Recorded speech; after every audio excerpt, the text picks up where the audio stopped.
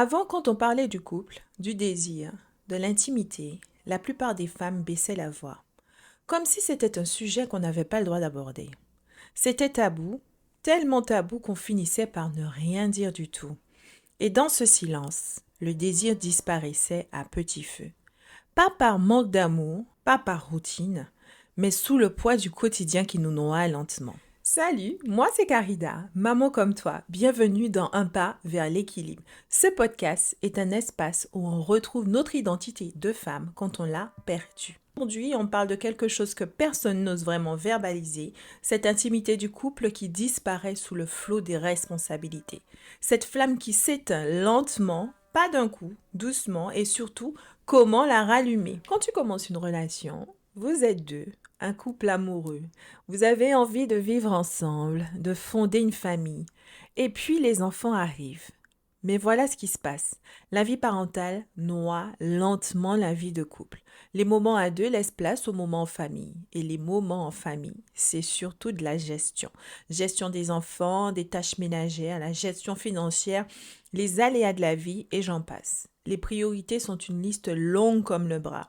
Et cette liste, elle passe avant la santé du couple. Donc de ce couple amoureux, on passe à des collaborateurs dans le meilleur des cas.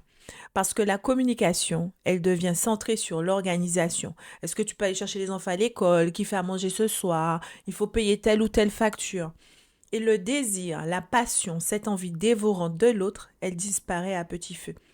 La vérité qu'on ne dit pas suffisamment. Personne n'est préparé à ça. On nous parle de la maternité, de l'amour des enfants, de la beauté de la famille, mais on ne nous dit jamais « Attention, ton couple risque de se noyer ». Et moi, je n'ai pas échappé à ce tourbillon. J'ai toujours eu l'impression que parler du couple, de l'intimité du couple était tabou. Avoir des retours d'expérience de couples encore ensemble et qui sont ensemble depuis des années, qui ont traversé ça, c'était impensable. Donc oui, on finit par s'éloigner. Pas par manque d'amour, pas par routine, contrairement à ce qu'on pourrait penser, mais à cause du poids du quotidien. La maternité est une phase de la vie de femme qui chamboule tout. C'est une expérience pleine d'amour. On peut la vivre bien ou moins bien, mais une chose est sûre, une fois devenue mère, ton corps n'est plus le même. Tes priorités changent, ce qui est normal au début évidemment, car la survie de ton bébé en dépend. L'hypervigilance maternelle, le dévouement qui en résulte, tout ça c'est naturel. Et le père, il est relégué au second plan. C'est une période qui n'est pas facile à vivre pour lui. Mais je pense qu'il comprend et l'accepte. Le problème, c'est comment on arrive à ne pas se perdre complètement dans la parentalité. Pour ma part, j'ai 2 enfants et les 2 grossesses ont été complètement différentes. Le retour au corps que je connaissais était un peu plus compliqué après chaque grossesse. J'avais ce sentiment que mon corps ne m'appartenait pas entièrement. Par exemple, le fait d'allaiter. Pour moi, pour cette partie de mon corps était dédiée à nourrir mon fils et c'était un vrai malaise d'imaginer de faire autre chose avec cette partie de mon corps. C'est ce genre de changement interne et mental que le partenaire en face ne comprend pas toujours. Et ça peut être vécu comme un rejet si ce n'est pas exprimé clairement. J'entends souvent ce débat, qui du couple ou des enfants est le plus important? Alors mon avis ne te plaira peut-être pas, mais oui pour moi, le couple est plus important que les enfants. Attends, je vais t'expliquer. Pour moi, le couple est la fondation de la famille. Donc si la fondation est fragile, tout s'effondre. C'est impératif donc d'en prendre soin. Et soyons honnêtes, on décide rarement d'avoir des enfants pour qu'ils grandissent sans leurs 2 parents. Quand votre enfant vous voit vous enlacer, vous embrasser, il est tellement heureux. Moi, je vois la tête de mon petit là. Il est tellement heureux et ça se voit. C'est le plus beau cadeau que vous pouvez lui faire. Grandir dans un foyer aimant et vrai, pas mis en scène. Parce que même si on pense que cacher aux enfants, cacher les problèmes d'adultes aux enfants, ils le savent. Ils le savent, ils le sentent. Et même si pour l'instant ils sont trop petits pour les nommer, quand ils grandiront, ils en souffriront. Alors, comment entretenir le désir? Comment raviver cette flamme? Je vais te partager ce qui, selon moi, fait la différence. 3 clés. Première clé, se réapproprier son corps. Reprends possession des lieux. C'est là que prendre soin de soi a toute sa place. Reprends le temps de bien manger. Retrouve un minimum de repos. Ton sommeil est très important. Je sais que tu le sais, je sais que ce n'est pas facile, mais je suis obligée de te le dire parce que c'est une réalité. Ton sommeil est primordial. Regarde-toi dans le miroir. Vraiment. En sortant de la douche, par exemple, prends le temps de te regarder dans le miroir. Réapprends ton corps. Ton corps a changé et c'est beau. Il a donné la vie. Il mérite de la reconnaissance pour ça. C'est un travail d'acceptation et oui, ça prend du temps, je le sais. Je suis passée par là. Nourris ta peau. Coiffe-toi. Si tu aimes le maquillage, maquille-toi même un peu. Mets-toi en valeur. Fais des choses qui te font plaisir. Sens-toi en vie. Se réapproprier son corps, c'est l'accepter. Et je ne te dis pas que si tu as du poids que tu souhaites perdre, que ce n'est pas possible. Je te dis que ça commence dans la tête, en te valorisant, en étant reconnaissante d'où tu es déjà.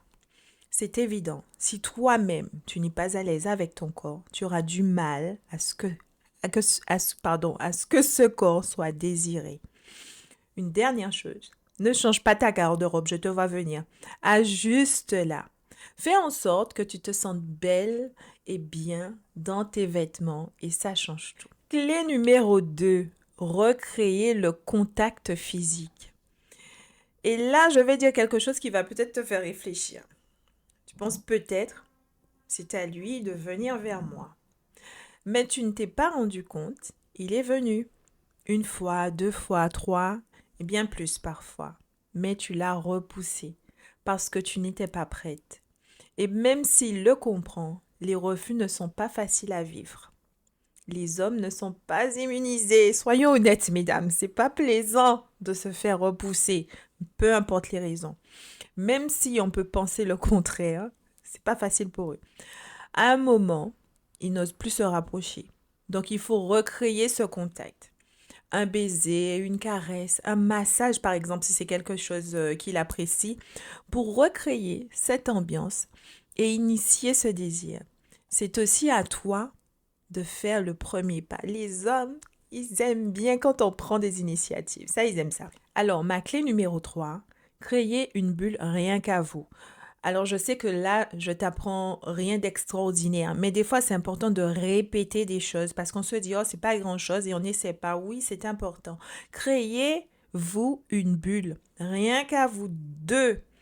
Un rendez-vous en journée, par exemple, même 2 heures, à la maison ou à l'extérieur de préférence. L'essentiel, c'est de casser la routine.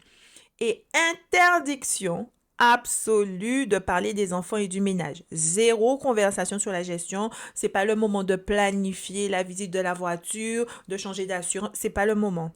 Redéfinissez un espace régulier pour vous retrouver à deux. Ce n'est pas un luxe, c'est une nécessité. La semaine dernière, je t'ai parlé de comment formuler tes pensées en partant de toi, pas sous forme de reproche. C'est particulièrement important ici. Tu ne diras pas, tu ne me désires plus, tu ne me touches plus. Tu diras de préférence, j'aimerais qu'on se rapproche, j'aimerais sentir ton désir, j'en ai besoin. C'est une formulation vulnérable, c'est honnête et ça ouvre la porte au lieu de la fermer. Ton partenaire ne lit pas dans tes pensées. Heureusement ou malheureusement, je ne sais pas. Mais en tout cas, il ne lit pas dans tes pensées. Il ne sait donc pas que tu attends qu'il fasse le premier pas. Il ne sait pas que tu as besoin de te sentir désiré. Donc, tu dois le lui dire. Et quand tu le dis, dis-le avec ton cœur, pas avec de la frustration accumulée. Donc, cette semaine, tu vas faire quelque chose de simple, mais qui peut t'aider et vraiment changer les choses. Tu vas prendre un moment pour toi, pour te reconnecter à ton corps. Un massage, une mise en beauté, un instant pour te sentir de nouveau féminine, de la musique, des bougies, recrée cette atmosphère dans laquelle tu te sens sensuelle. Tu peux même te faire un shopping Une pièce, une seule.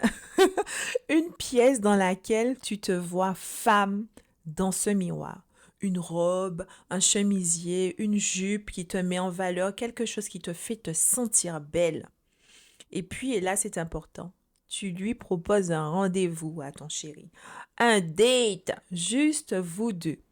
Pas pour faire, on a compris, sauf si ça se présente, évidemment, mais juste pour être ensemble. C'est ça, le premier pas. Et maintenant, je vais te demander quelque chose d'important pour moi. Si tu as écouté jusque-là, tu as regardé jusque-là, c'est peut-être parce que cet épisode te parle, que tu te reconnais dans mon histoire.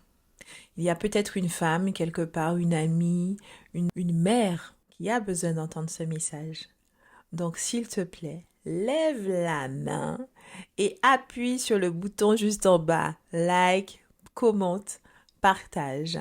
Parce que chaque femme qui verra ce contenu saura que c'est possible parce que peut-être qu'elle se dit que c'est normal ce qu'elle vit actuellement dans son couple. Il faut qu'elle sache que ce n'est pas normal et qu'il y a d'autres façons de faire, qu'elle a la possibilité de changer les choses. Voilà, merci pour ton soutien. Et je t'invite à nous rejoindre dans le cercle. Le cercle est un espace WhatsApp gratuit. C'est une communauté de femmes où on partage, où on échange, où je te partage également chaque semaine des ressources qui m'ont aidé et que j'utilise au quotidien et qui pourront peut-être t'aider également. Le lien est en bio. Donc voilà, dans cet épisode, on a parlé de ce moment où le couple disparaît sous la parentalité, de pourquoi le désir s'éteint, pas par manque d'amour, mais sous le poids du quotidien, de la maternité et comment elle change notre relation à notre corps. Et surtout, de comment raviver cette flamme en te réappropriant ton corps, en recréant le contact et en créant des moments rien qu'à vous deux. Voilà. Prends soin de toi, sois la meilleure amie de ton âme. À la semaine prochaine pour un pas de plus vers ton équilibre. Belle Bossicrée!